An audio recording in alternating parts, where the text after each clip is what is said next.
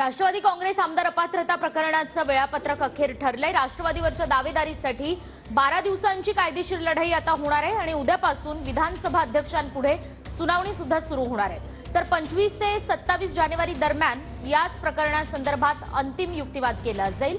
अधिक तपशीलवार आपण जाणून घेणार आहोत आपले प्रतिनिधी विनायक दावरुंग यांच्याकडून। विनायक, निकिता, आपण जर पाहिलं तर ज्या पद्धतीने आमदार अपात्रबाबतची सुनावणी झाली त्याच धर्तीवरती आता राष्ट्रवादी आमदार अपात्र सुनावणी जी आहे ती त्यापासून सुरू होते। 12 दिवसाचा हा संपूर्ण कालावधी जो आहे तो तयार करण्यात आलेला आहे। हा संपूर्ण वेळापत्रक विधानसभा अध्यक्षांनी केला पाहायला मिळते। उद्या 6 तारीख आहे। 6 तारखेला कायदेशीर उत्तरांची सगळी तपासणी जी आहे ती करणार आहे। अशी टप्प्याटप्प्यानं ही सुनावणी जी आहे ते ठेवण्यात आलेली आहे। 20-21 तारखेला आपण जर पाहिलं तर अजित पवार गटाच्या ज्या आमदार असतील त्यांची साक्ष उलट तपासणी होईल। तर 23 जानेवारीच्या आसपास जे आहे ती शरद पवार गटाची उलट तपासणी होणार आहे।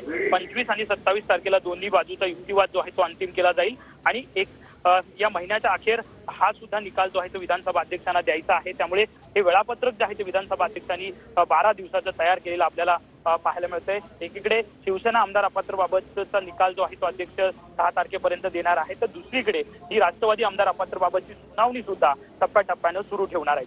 अगदीच विनायक, जाणून घेत राहू या संदर्भात तपशीलवार। तुर्तास धन्यवाद।